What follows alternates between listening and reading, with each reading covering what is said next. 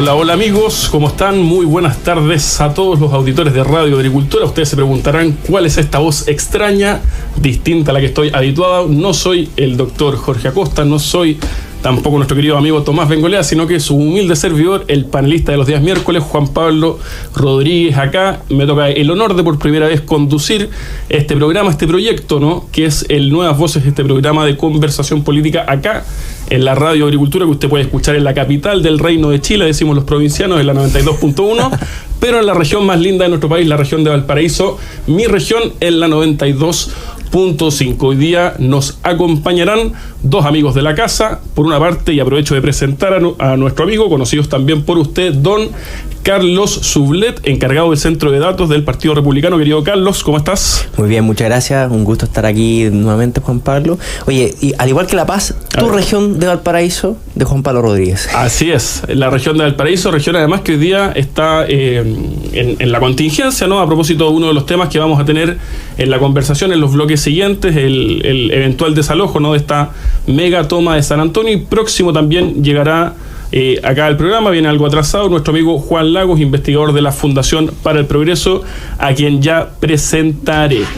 Querido Carlos, bueno, estamos en febrero, uno suele decir no hay tanto tema político, no hay tanto tema de análisis de febrero, pero febrero extraordinario porque todos los días tenemos cositas, cada día tiene su afán, y era que no, tenemos hoy día o ayer en la noche se supo, en función de un reportaje del The Clinic, un nuevo numerito, ¿no? Un nuevo numerito de la Dirección de Presupuestos de la DIPRES, a propósito del cual el Partido Republicano y la bancada de la UDI están solicitando una comisión investigadora por estos traspasos de Corfo al Ministerio de Hacienda. El Partido Republicano ha anunciado la presentación de una comisión investigadora para indagar en los traspasos de más de 3,4 billones de pesos desde Corfo al Ministerio de Hacienda en 2023, que implicaron que la corporación tuviera que vender activos financieros, recursos provenientes de los excedentes generados por la explotación del litio. Curiosa cosa, noticia relativamente en desarrollo, pero pareciera tener pinta esto de un nuevo maquillaje, ¿no? De una nueva acción media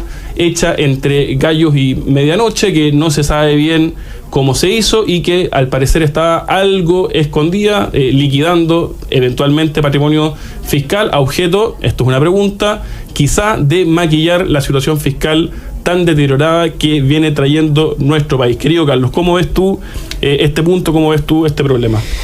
Mira, para empezar, yo creo que hay varias cosas importantes. Primero, la preocupación que tiene esta noticia, especialmente el enterarnos por la prensa de este tipo de situaciones, la verdad es que es bastante escandaloso. Algo que trataron además de maquillar. Hay que recordar que a finales de año siempre se discute un poco el presupuesto, y que esto uno se venga a enterar ahora, después de la discusión de presupuesto, después de la discusión de, además, la reforma de pensiones, que traía un poco esta discusión económica, es bastante preocupante. Además, hay varias cosas que tenemos que tener claro. De partida, Mario Marcel fue director de presupuesto, así que tiene perfectamente claro lo que está haciendo para poder hacer cuadrar la caja del gasto fiscal. Fueron más de 3,4 billones de pesos, lo que no se transparentaron en un primer minuto. Y solo para tener una idea, esto es 3 veces más que la última vez que se hizo un traspaso similar, que fue en el gobierno de Piñera, pero que ¿para qué fue ese traspaso? Fue para poder pagar vacuna. Y en este caso se está retirando 3 veces más para, no tenemos la más mínima idea. Probablemente poder hacer cuadrar la caja y compensar los gastos recurrentes. Además, hay otras noticias que han estado levantándose ahora en la mañana, como que, por ejemplo, José Miguel Benavente, el vice de la Corfo, fue contrario incluso al último traspaso que se realizó en noviembre, y ahora en la mañana, a primera hora, mandaron al ministro de Hacienda, Nicolás Grau, todo tiritón, a tratar de explicar un poco este traspaso de recursos, además tuiteando un gráfico ordinarísimo, perdónenme la expresión, a mí me gusta decir más ordinario que flato de perro, porque... Que flato mortal. Claro, porque empieza a hacer una comparación entre los recursos de la Corfo el año 2021, veníamos saliendo de una pandemia, con los recursos que tenía la Corfo el año 2024. Mira, por donde se vea, esto es completamente escandaloso, y el gobierno, y probablemente el ministro Marcel y la directora de presupuesto, la mejor directora de presupuesto de la historia, Javiera Martínez, van a tener que dar explicaciones frente al Congreso de esto. Explicaciones que todavía no escuchamos, Carlos. Efectivamente, yo estoy de acuerdo, esto tiene toda la apariencia de de una operación de maquillaje en donde estamos liquidando patrimonio fiscal para utilizarlo en gastos corrientes. Estamos liquidando plata que es de todos los chilenos para hacernos cargo de gastos comunes y corrientes, para maquillar eventualmente la cifra, el guarismo de cuál es el déficit fiscal en nuestro país, y lamentablemente ya nos estamos acostumbrando a una gestión, ¿no?, en la dirección de presupuestos que no se condice con las direcciones de presupuestos que históricamente ha tenido nuestro país, tanto creo yo en gobiernos de izquierda como de derecha, porque por ejemplo, si bien el ministro Marcel ha sido un pésimo ministro de Hacienda, hay que decirlo, fue un buen director de presupuestos, porque Chile estaba acostumbrado a tener direcciones de presupuestos serias en las cuales uno podía confiar, y lamentablemente la erosión institucional en nuestro país, la decadencia institucional, ha llegado también a la dirección de presupuestos, ha llegado también al Ministerio de Hacienda. Y lo que está de fondo de esto, más allá de la operación en concreto, que ya tendremos que analizar los detalles, tiene que ver con la cuestión de fondo de la pésima situación fiscal en la que se encuentra nuestro país. Chile está en un estado de una situación financiera muy preocupante. Y eso, creo yo, es una nota de alerta, por ejemplo, respecto de la reforma previsional que acabamos de aprobar.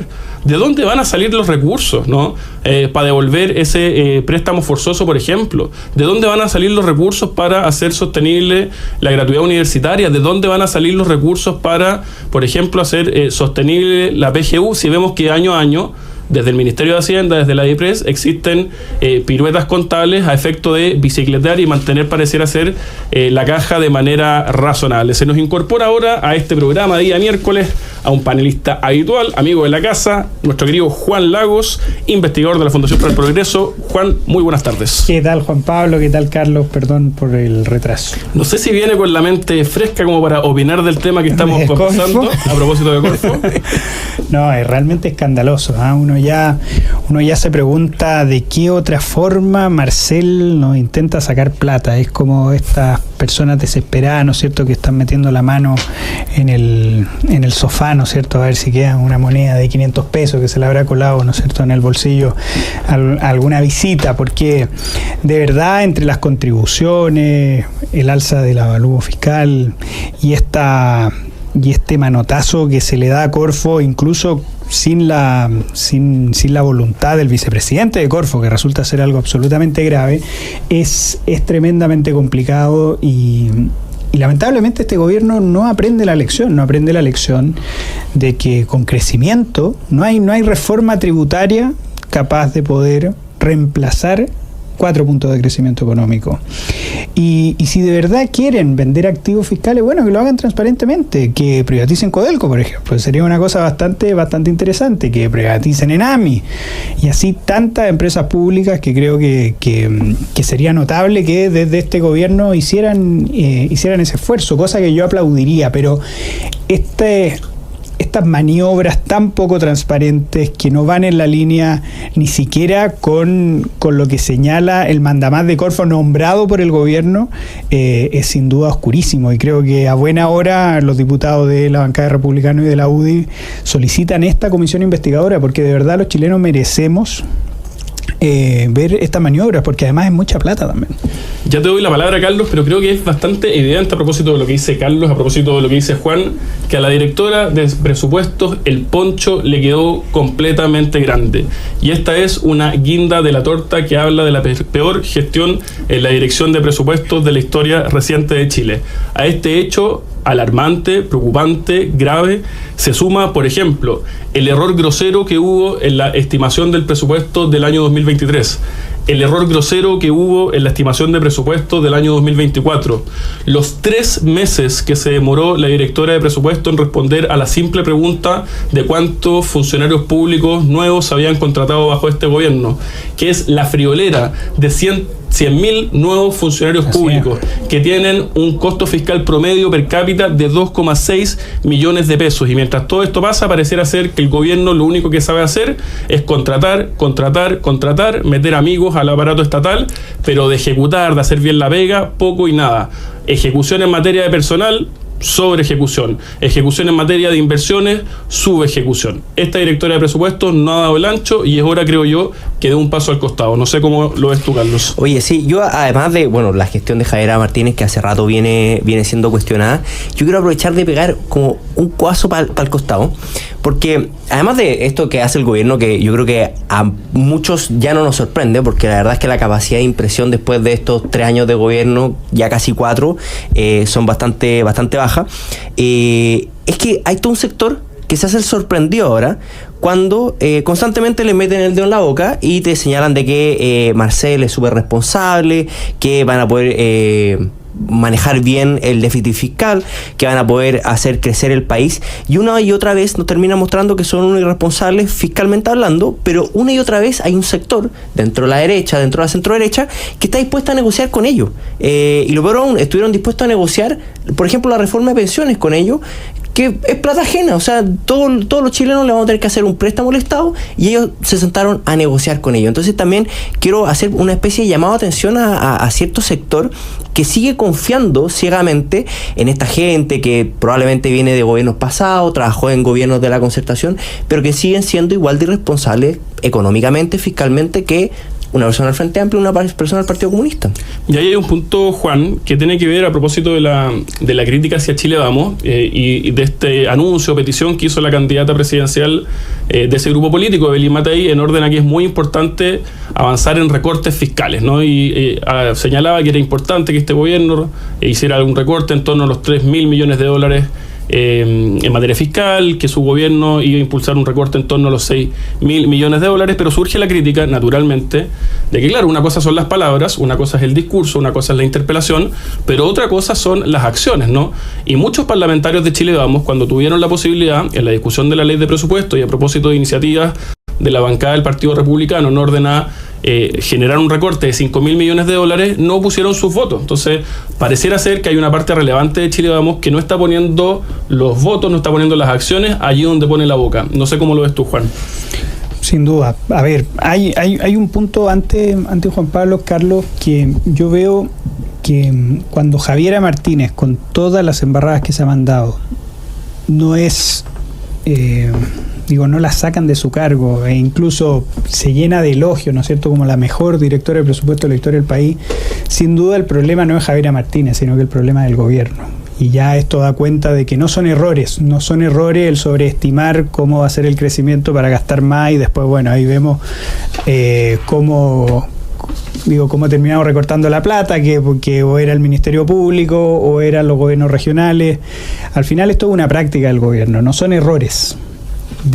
No son solo errores de la directora de presupuesto, sino que es una política del Estado. Yo creo que, a ver, en relación con la polémica de lo que sucede con la candidata presidencial Evelyn Matei, uno se puede dar cuenta de dos cosas. Primero, que ella intentó vender, ¿no es cierto?, que los 3.000 millones de dólares era una cosa muy ambiciosa y casi que la íbamos a ver con una motosierra en unas semanas más, pero al final, si nos damos cuenta, ya lo que proponía la bancada del Partido Republicano en la ley de presupuesto era casi el doble, por lo tanto, claro. Entonces ya eso da cuenta, 3.000 millones de dólares suena mucho, pero ya da cuenta de que era ya una medida bastante poco ambiciosa.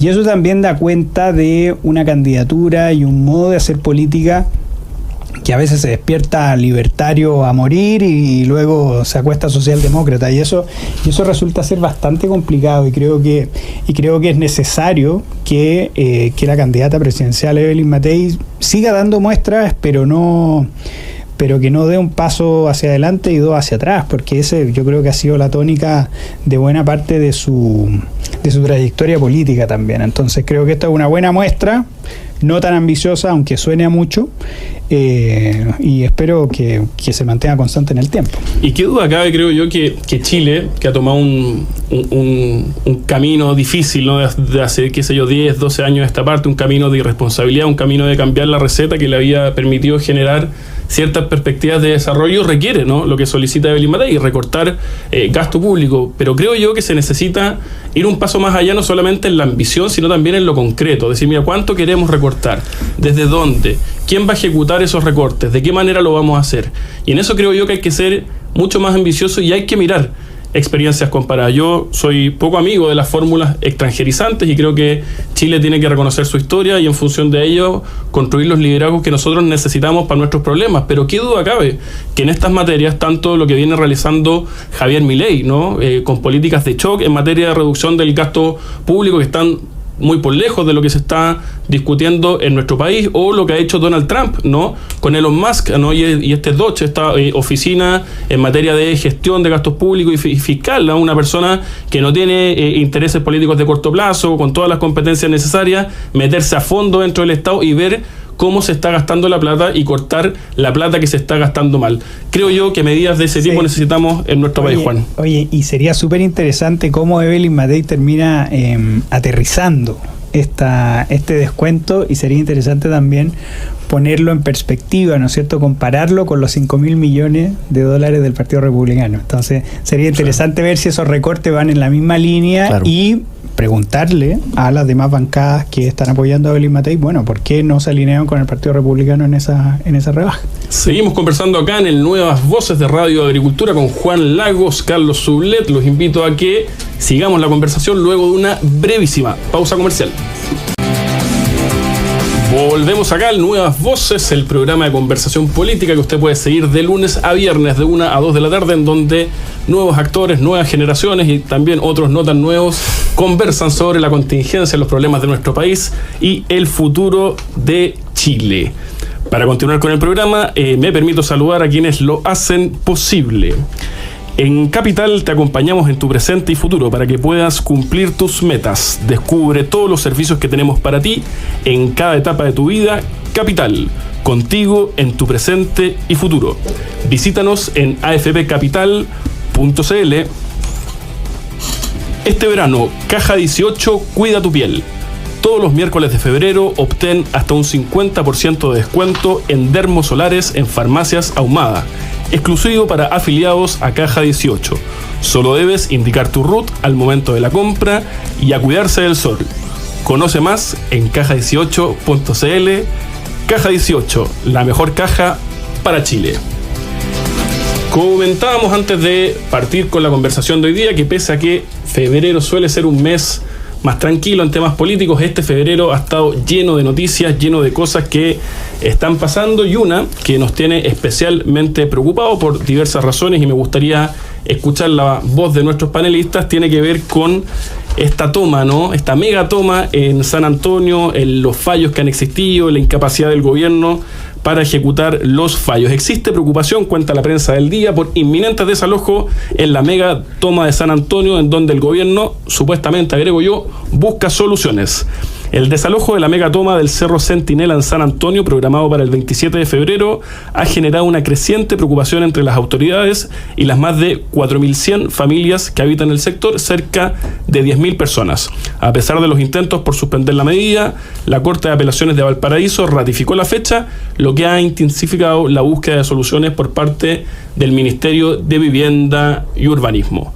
Temazo, ¿no? Que mezcla temas de vivienda, el déficit de vivienda, la situación de los campamentos, cómo Chile ha empeorado en la materia, la debilidad de nuestro Estado de Derecho y tantas cuestiones que tienen que ver con este problema que tenemos en la región de Valparaíso, pero que creo yo es un problema que se extiende, querido Carlos, a lo largo y ancho de nuestro país. ¿Cómo lo estás viendo tú? Sí, yo creo que aquí hay varias cosas. Las tomas no aparecen de un segundo a otro. Esto es bastante importante. Yo creo que ha existido una especie de desidia por las autoridades, especialmente por el gobernador de Valparaíso, el delegado presidencial, y quien fuera, además, yo no se lo voy a imputar al actual alcalde de San Antonio, porque él fue alcalde, se fue, volvió a tomar la posta, pero a la exalcaldesa Constanza Lizama, que finalmente vieron cómo esta toma iba creciendo, iba llegando más gente y dejaron que esto sucediera. Esto además, nosotros sabíamos que esto iba a suceder en algún minuto, que la justicia iba a determinar el desalojo de la toma, y nadie se ha querido además hacer responsable, porque nadie quiere básicamente cargar con el muerto que significa tener que desalojar a esta cantidad de familias. Yo entiendo por una parte la crisis humanitaria que esto puede ocasionar en San Antonio, o sea, una cantidad de gente tremenda que queda de un minuto a otro sin hogar, pero también hay que exigir el Estado de Derecho a rajatabla. O sea, no puede pasar que en este país se siga faltando el respeto al derecho de propiedad, se siga pasando por encima de las leyes y que además nuestras autoridades, que lo más preocupante de todo, se laven las manos con respecto a lo que está sucediendo. ¿Cómo lo ves tú, Juan Leonardo Lagos? Mira, Juan Pablo, Carlos, yo creo que al final estas soluciones a medias tintas del gobierno terminan siendo el resultado ideal, me salió como el Waiki ideal, el resultado ideal, estas soluciones como las que está intentando presentar, porque también aquí de nuevo la falta de transparencia. Vamos a hacer esfuerzos para conversar con la familia, con los dueños, de nuevo la poca transparencia, y esto resulta ideal para los políticos negligentes, para los delincuentes que hay en las tomas. Obviamente hay loteos brujos en esa toma, claramente, como en todas las tomas del país, y también para propietarios inescrupulosos. ¿Por qué? Porque al final a un propietario inescrupuloso, que es una de las cosas que no tengo certeza, ¿no es cierto?, pero han habido casos en la historia del país que casi que invitan a la gente a que se tomen el terreno. La solución para ellos, la ideal, no es que exista un desalojo y que tenga que hacerse cargo de nuevo del terreno, sino que el Estado le pague a esa persona. Y por lo tanto, de nuevo volvemos a que siempre en estas soluciones, cuando se mete la política en los fallos judiciales, terminan pagando los más, ¿cómo decirte?, las personas honradas, los legítimos propietarios, porque al final esto no es ninguna concesión graciosa que hacen los tribunales, sino que el reconocimiento de un derecho que tienen los propietarios, y creo que eso resulta ser fundamental en este caso. Sería un muy mal ejemplo de una tremenda inhabilidad por parte del gobierno de no ser capaces de dar una solución habitacional a estas personas. Darle solución habitacional no a todas, sino que a las personas que realmente lo necesiten. ¿Por qué? Porque si de verdad hay loteos brujos, si de verdad está el narcotráfico tomándose la toma, hay muchas personas que no van a tener esa necesidad, hay muchas personas que van a terminar en la cárcel, como deberían estar también por el delito de usurpación. Por lo tanto, yo creo que el gobierno vuelve a pisotear el Estado de Derecho, vuelve a pisotear el derecho de propiedad, vuelve a pisotear el cumplimiento de las sentencias judiciales, y eso resulta ser un muy mal augurio, una mala señal para el país. Fíjate que hay un filósofo que se llama John Finnis, que él dice una cosa muy interesante, ¿eh? Dice que la ley se tiene que hacer cumplir no solamente para que los malos digan, oye, el que la hace la paga, sino que también para que la gente honrada diga, oye, no estoy haciendo loco cumpliendo la ley. Y creo yo que cada vez que el gobierno intenta meter la cola en esto, es esa bofetada. Lo que le dice a las personas honradas es, oye, ¿sabes qué? Si tú estás juntando la plata, sacándote la mugre, viviendo allegado para después comprarte una casa, estás haciendo loco. O sea, aquí es súper fácil, hay que tomárselo nomás. Yo creo que en esto, Juan Carlos, el gobierno opera como opera un mal trabajador. Es que son muy buenos para generar problemas, pero pésimos para entregar soluciones. Porque este problema ha sido generado en parte relevante por un discurso político que ha empujado por décadas la izquierda extrema en Chile, el Frente Amplio, y que tiene que ver, a mi juicio, con dos cosas. En primer lugar, con promover la idea de un derecho ilimitado a la vivienda, verdaderamente un derecho a la toma, claro, contrario ¿no? a nuestro ordenamiento jurídico, y que tiene que ver con que la persona que tiene una necesidad tiene un determinado derecho. Una persona necesita una casa y consecuentemente tendría el derecho a ir a cualquier lado, tomarse un lugar y tener ese derecho a la vivienda. Y por otro lado, otra parte del discurso del mundo del Frente Amplio y la izquierda extrema, que tiene que ver con esta idea de un derecho universal a la migración, ¿no? A que las personas pueden ir cambiando de países y sin mayores limitaciones.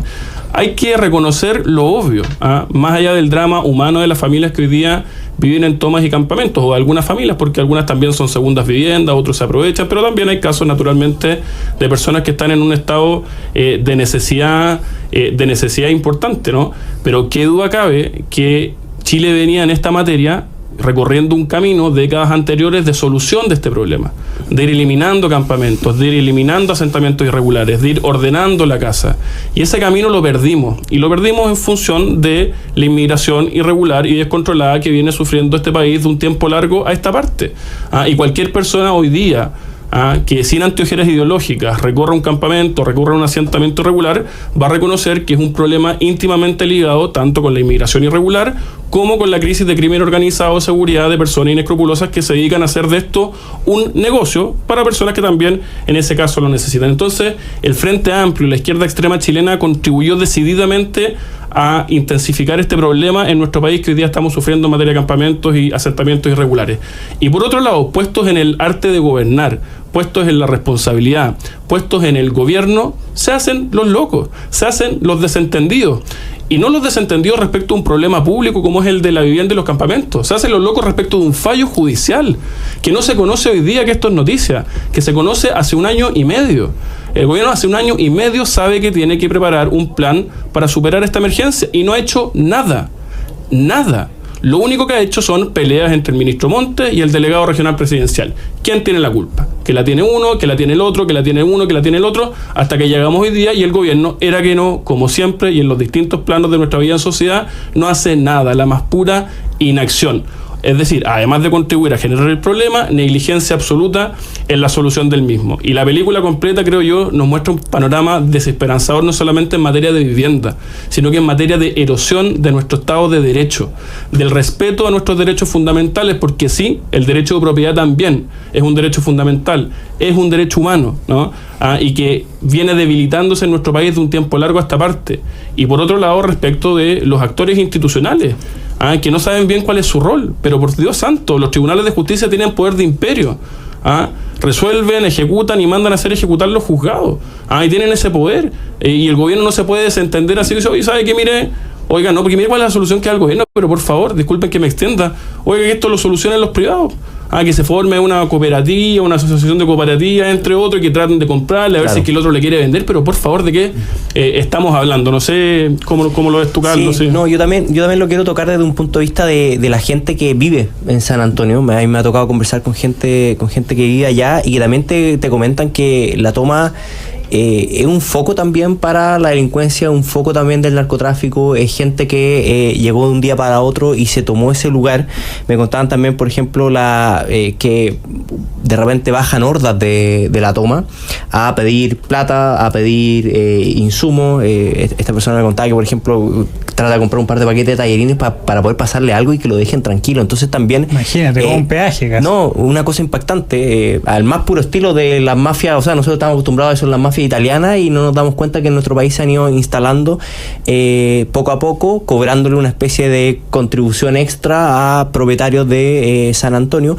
Entonces es bastante relevante ver cómo el Estado de Derecho se ha ido degradando y este gobierno no es capaz de solucionarle el problema a la gente que está en regla, a la gente que paga su arriendo, sus contribuciones, que trabaja honradamente, que se levanta todas las mañanas a poder a salir a trabajar.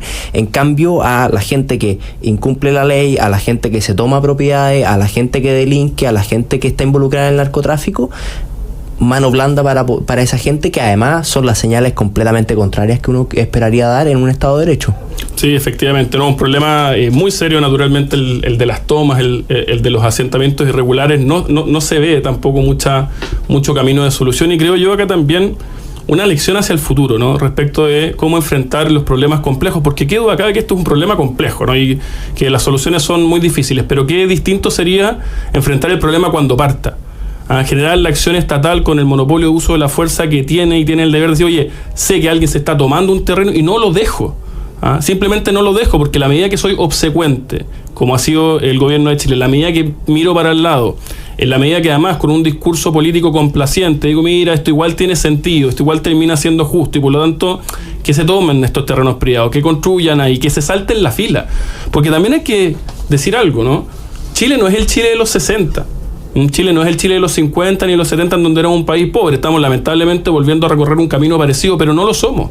Hoy día Chile tiene políticas habitacionales, tiene, por así decirlo, una fila en la cual ponerse en los casos en que exista gente que requiere ayuda estatal para tener una solución habitacional que le permita, creo yo, poder formar a su familia. Hay una política habitacional robusta, la más robusta de Latinoamérica. Y por lo tanto el que se salta la fila de esa política habitacional, bueno, tenía la oportunidad de meterse a la fila, y por lo tanto creo yo que, claro, hoy día tenemos un problema gigantesco, dramático, Hay que mover a 10.000 personas.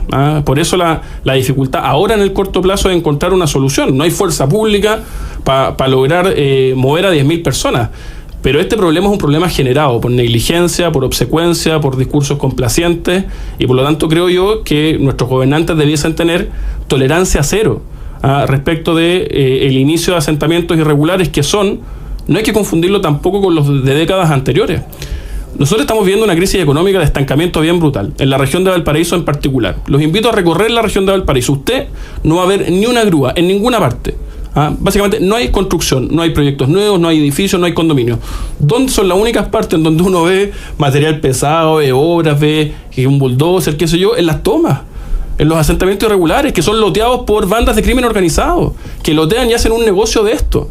Y por lo tanto no nos podemos poner, creo yo, Juan, no sé si tienes algo que agregar, una venda sobre los ojos respecto de este punto. Yo creo que quien grafica de mejor manera esta mediocridad disfrazada de prudencia es el propio alcalde de San Antonio, que obviamente ya es un avance haber sacado el Frente Amplio, ¿no es cierto? Y volver a lo clásico. Pero eso de que su objetivo sea evitar el conflicto, que no haya mucho desorden, ojalá, eso puede ser visto como algo prudente, pero yo lo veo desde una profunda mediocridad, que al final él no quiere hacerse lío, no quiere hacer problema. Y obviamente en estas situaciones y por lo que están viviendo los vecinos de San Antonio, tiene que haber conflicto necesariamente. Y a veces, para hacer cumplir la ley, tiene que venir aparejado el conflicto. Entonces, esa máxima de querer evitar el conflicto, sin duda, terminan pagándolo las personas más honradas. Oye, acá vamos a hacer una fiesta, además, el día que una responsabilidad política se pague en estos gobiernos. Lo hablábamos en el bloque anterior. El ministro Marcel, la directora de presupuesto, una gestión vergonzosa, nada. Y el ministro de Vivienda, por favor, esta es una guinda de la torta. Bajo sus narices, el caso de fundaciones. Bajo sus narices y a su cargo la reconstrucción de la región de Valparaíso a propósito de los incendios. Bajo sus narices la inacción del gobierno en la mega toma de San Antonio. Y ahí está el ministro, no sé si volvió de vacaciones, porque decidió tomarse vacaciones la semana en la que los viñamarinos conmemorábamos un año de la tragedia del incendio. Mientras eso pasaba, el ministro estaba de vacaciones. No sé si habrá vuelto. Y si es que vuelve, creo yo, el presidente Boric debiese hacer valer la responsabilidad política evidente, no solo por este caso, sino por una gestión en materia de vivienda y urbanismo que ha sido paupérrima. Seguimos la conversación acá en el panel de día miércoles de Radio Agricultura con Carlos Sublet, director del Centro de Datos del Partido Republicano, y Juan Leonardo Lagos, investigador de la Fundación para el Progreso. Nos vamos a una pausa comercial y seguimos con la conversa. ¿Cómo están, amigos? Volvemos acá en la 92.1 en la región metropolitana, la 92.5 en la región de Valparaíso, la 100.3 en La Serena, para que no digan que tengo favoritismo regional, solamente para decir otro número, no voy a decir todos porque son muchas las sintonías. También a través de Agricultura TV, el canal de YouTube de la radio, nos pueden escuchar y ver en las distintas redes sociales en Nuevas Voces, este programa que va de lunes a viernes y en donde hoy día me acompañan dos tremendos contertulios que están haciendo la pega acá en febrero. En el Nuevas Voces, que el querido Juan Lagos y nuestro querido Carlos Sublet. Este programa, era que no, usted lo sabe, querido auditor, es de política. Lo escuchamos y conversamos a quienes nos gusta la política. Y dentro de la política, una de las dimensiones de la política es la política electoral, naturalmente. Lo que está pasando en estos movimientos de placas tectónicas en un año electoral, este 2025, un año muy relevante en donde tendremos elecciones parlamentarias, tendremos la renovación de la mitad del Senado, la renovación completa de la Cámara de Diputados y también la elección presidencial. Y si bien febrero es un mes un poquito más calladito, en donde andan algunos de vacaciones, lo cierto es que queda poco. Se está apareciendo marzo y con marzo también se vienen momentos de definiciones, de decisiones, de estrategia, de primarias, de no primarias, de alianzas, pactos parlamentarios, qué pasa en la derecha, qué pasa en la izquierda. Entonces me gustaría plantear como tema abierto, querido Juan, querido Carlos, este año electoral, lo que hemos conocido en las últimas semanas, cómo están viendo el escenario y quizá solamente por sugerir algo, cómo están viendo el escenario presidencial y los movimientos que han habido quizá en el clima de opinión y también en lo que se han anunciado por parte de distintos actores políticos políticos en términos de eventuales diversas estrategias de alianzas. ¿Cómo estás viendo tú, Carlos, el escenario político electoral? Oye, mientras estábamos esperando para entrar al programa, estaba escuchando el programa anterior, Conectados, que siempre lo ponen acá en la tele, en la sala de espera, y no me acuerdo qué panelista fue, pero que señalaba que veía a la derecha muy nerviosa por la posibilidad de que Michelle Bachelet fuera candidata presidencial. La verdad es que, desde mi punto de vista, ojalá Michelle Bachelet sea candidata presidencial, porque así vamos a poder sacar al pizarrón todos los desastres que generó su segundo gobierno, el desastre en inmigración, el desastre tributario y en economía, el desastre en educación y todos los consecuentes desastres que ha tenido, incluido también el famoso caso Cabal en el que está metido su hijo. Yo creo que sería bueno que la izquierda empezara, en vez de estar mirando hacia la derecha, que los veo más nerviosos por eso, empezar a tomar ciertas definiciones, porque ya se nos está acercando marzo y sus candidatos presidenciales o no quieren ser candidatos presidenciales o ni siquiera marcan 1 o 2 puntos en la encuesta. Entonces yo vería con calma la situación. Probablemente marzo nos va a traer bastante noticias, pero que principalmente se tomen definiciones finalmente a la izquierda para saber con quién vamos a salir a competir. Es un punto interesante. Desde el mundo de la izquierda pareciera haber cierta orfandad, poco candidato, pareciera ser solamente la salvadora Michelle Bachelet. En el mundo de la derecha se ve más activo, hay más candidatos que tienen energía, que tienen fuerza electoral, y en ese mundo pareciera ser que la discusión estratégica tiene más que ver con lo que algunos dicen estrategias más de unidad, otros dicen no, mira, estrategias más de maximización de nuestro electorado con distintos proyectos que busquen llegar a más gente, diferenciar lo que son los distintos proyectos políticos. ¿Cómo estás viendo tú todas estas conversaciones, discusiones, Juan Leonardo? Mira, yo obviamente me encantaría que Michelle Bachelet estuviera, para lo mismo que apunta Carlos, pero tenemos que acordarnos, Carlos es muy joven, ese es el punto. Tenemos que acordarnos cómo fue la segunda campaña de Michelle Bachelet. Fue con poquísimos debates, con el paso, ¿se acuerdan? Que eso fue su gran respuesta. Yo creo que si Michelle Bachelet iría blindadísima, y creo que tiene que dar cuenta de su legado, de sus alianzas internacionales.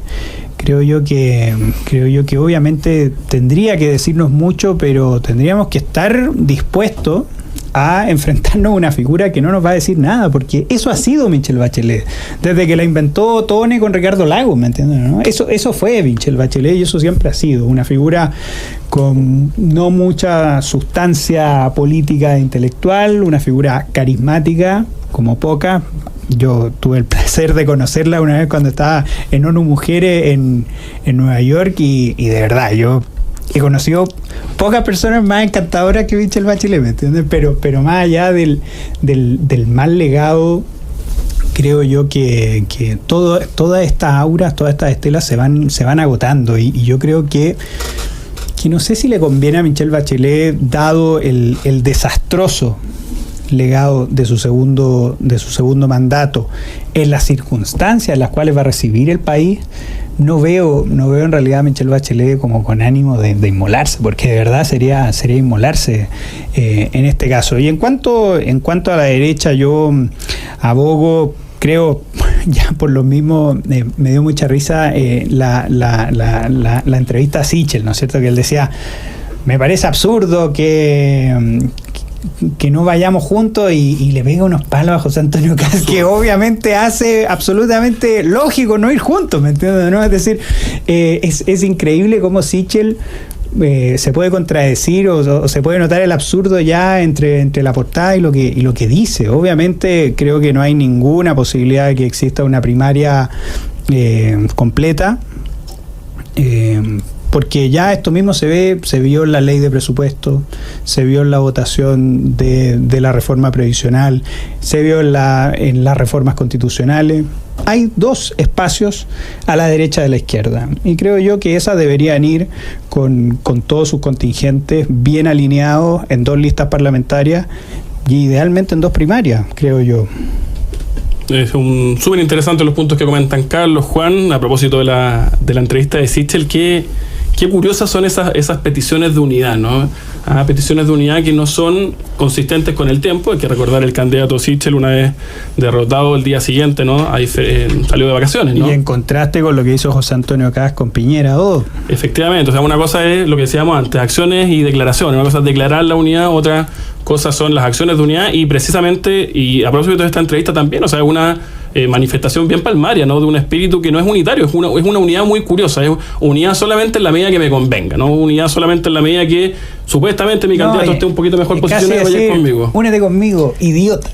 ¿Cómo decir eso? ¿Qué gana hay de unirse? Efectivamente. Oye, y 2 comentarios cortitos que ayer lo conversaron un poco en el podcast de Voces por Chile, por si no lo ha visto, está en el canal de YouTube de Voces por Chile, que si bien se acuerdan, Sichel, después de irse de vacaciones, presentó un documento como de compromiso democrático, comprándose el discurso de la izquierda como de que José Antonio Kast estuviera fuera de los compromisos democráticos, y dentro de los puntos, por ejemplo, tenía el apoyo a el aborto en 3 causales, que está bien, uno puede considerar estar a favor o estar en contra, pero eso no puede ser parte de un compromiso plenamente democrático. Y lo otro que sorprende de esa entrevista es que él señala como, oye, si yo hubiera pasado segunda vuelta, probablemente Boric no estaría en la moneda, pero para pasar segunda vuelta tienes que ganar la primera vuelta, y ni siquiera saliste tercero en la primera vuelta. Exactamente. Cuarto, 10% contra un candidato que de verdad vivía en Estados Unidos. Es tan absurdo lo que plantea. No, impactante. Si mi tío Enrique tuviera algo, sería mi tía Enriqueta, dirían por ahí en el campo. Oye, quizá otra dimensión, otro aspecto de análisis interesante tiene que ver con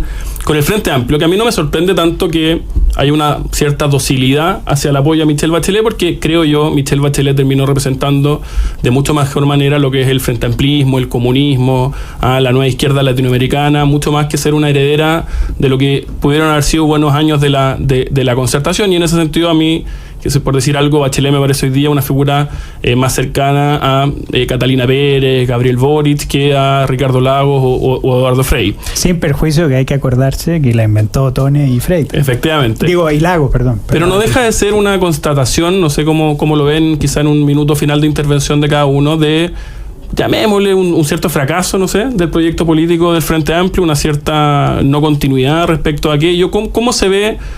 Porque también acá estamos frente a un fenómeno quizás globalmente interesante de analizar, ¿no? Puesta esta nueva izquierda en el poder, habiendo pasado por una oposición muy indecente, un gobierno muy malo para nosotros, ellos lo defenderán, van a volver a ser oposición. ¿Cómo va a volver a ser oposición el Frente Amplio, que se ha dado tanta pirueta retórica, pero quizás no tanta pirueta en términos de sus convicciones? ¿Cómo ves tú, Carlos, cómo este apoyo eventual del Frente Amplio a Bachelet, y cómo crees tú que van a volver a ser ellos cuando sean oposición? Yo creo que el apoyo a Bachelet básicamente le pega fuerte en todo lo que es la línea dorsal del Frente Amplio, porque finalmente es pragmatismo puro y duro, de finalmente entramos al gobierno, estamos aquí comoditos con la calefacción estatal, tratemos de no salir de acá finalmente. Y como oposición, o sea, yo no esperaría absolutamente nada, y yo creo que va a seguir con este pragmatismo. Va a ver primero quién se sienta en la moneda y qué tan fuerte le puede llegar a pegar a el posible candidato de derecha que termine ganando la presidencial.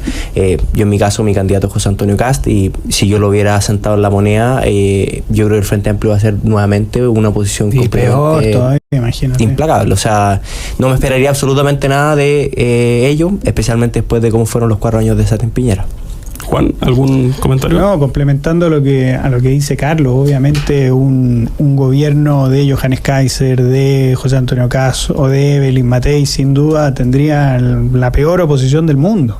Y yo creo que el caso de las criptomonedas con Milei da cuenta de eso, es decir, el poder mediático que tiene la izquierda, con la capacidad con la cual pueden hacer un escándalo, es realmente notable, y no solamente en medios de extrema izquierda. Es decir, no estoy hablando del siglo, estoy hablando de la segunda, que ha tenido toda la semana, ha tenido como primera noticia unos comentarios bastante insidiosos del diario La Nación de Argentina. Entonces es bastante interesante a lo que se va a enfrentar la derecha en un próximo periodo presidencial. Muchas gracias, estimado Juan Lagos, investigador de la Fundación para el Progreso, Carlos Sublet, director del Centro de Datos del Partido Republicano, y Juan Pablo Rodríguez, quien le habla hoy día, conductor ad hoc de este programa, el Nuevas Voces. Lo hizo muy bien, Juan Pablo. Muy agradecido por los piropos. Nos volvemos a encontrar mañana a esta misma hora, en este mismo lugar. Nos estamos escuchando, que esté muy bien. Chau, chau.